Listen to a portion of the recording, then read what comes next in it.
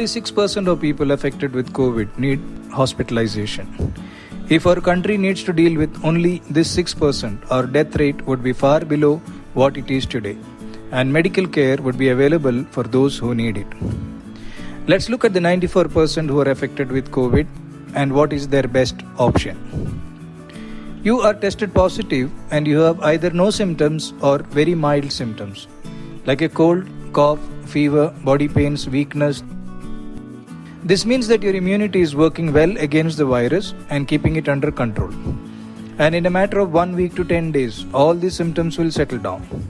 You may develop a loss of smell and taste along the way, but you will recover without any complication with simple over-the-counter medications like Dolo 650, home remedies, Ayurveda and homeopathy. Be in constant telephonic touch with your family doctor. Keep him informed on a daily basis. I have treated over 1300 people this way successfully.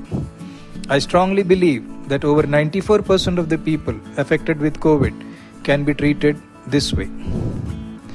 Where are we going wrong? RT-PCR is the main test for diagnosing COVID, and it is only about 65 to 70% accurate, which means that 30-35% may be positive but will still show as negative. Not testing for COVID. Let us assume that every cold, cough, fever that happens to us now is COVID. We isolate ourselves and follow the rules which are laid down by the government, and we treat it as I have advised above and be done with it in a week or 10 days time. Testing for COVID. Once you are tested positive for COVID, you follow the above line of treatment and be done with it in 1 week to 10 days time. But this is possible only in 10% of those who have tested positive. Let me explain what happens to the rest 90% who are tested positive. Panic.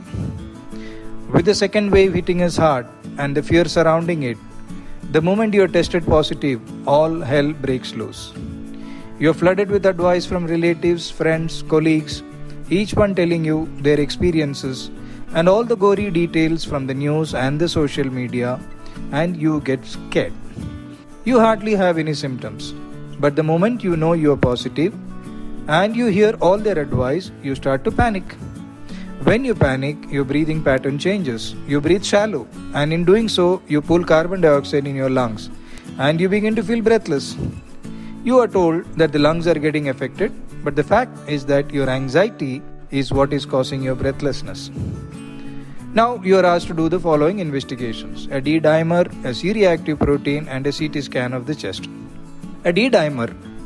Elevated levels of D-dimer are associated with any inflammation and any disease activity. It is only when the levels are extremely high it indicates a clotting problem. C-reactive protein.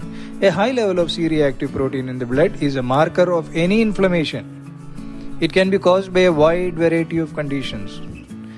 Both the above tests are not specific for COVID. They are just supportive evidence of inflammation and infection. CT scan of the chest. More than 80% of the COVID patients show ground glass appearance in their CT scan. The moment you see the report, everyone says that your lungs are involved and you are in trouble. But that's not true. The COVID virus has a tendency to affect the lungs and to produce inflammatory changes in the lungs. Ground glass opacity is not specific to COVID. It is seen in many inflammations and infections. These, in most cases, resolve on their own. Now your doctor starts you on an antiviral, remdesivir, which the WHO says is not effective against COVID, then an antibiotic, and then a steroid is added to the prescription to be on the safe side. Remember, when you are in panic, your doctor who is treating you will also go into panic and ask you to get admitted. After all, he is human and he is answerable for you. What you need to understand is that your immunity is doing a great job in containing the COVID virus. That is why you hardly have any symptoms. All these medicines are very strong and have a lot of side effects. When you consume these, they together crush your natural immunity, which is doing a great job, and you begin to get worse. Your condition deteriorates and you end up in the hospital. The medical system is doing its best, but it is overwhelmed and in the process of collapsing. You need to use your common sense and logic and decide which way you want to deal with the COVID when you get affected by it. The authorities are now saying that COVID is spreading through the air and not a droplet infection anymore, which means the spread is very fast. The way the second wave is hitting us, the chances are that most of us at some time or the other is going to get affected by the COVID. And by then, we need to be ready with our choice. By choosing option 1, there is a high chance that you will be done with the COVID without even realizing that you had COVID. You will not invite panic and unnecessarily stress and hospitalization. You will not unnecessarily block hospital beds and leave them to the 6% who truly needs them. The choice is yours. Take care.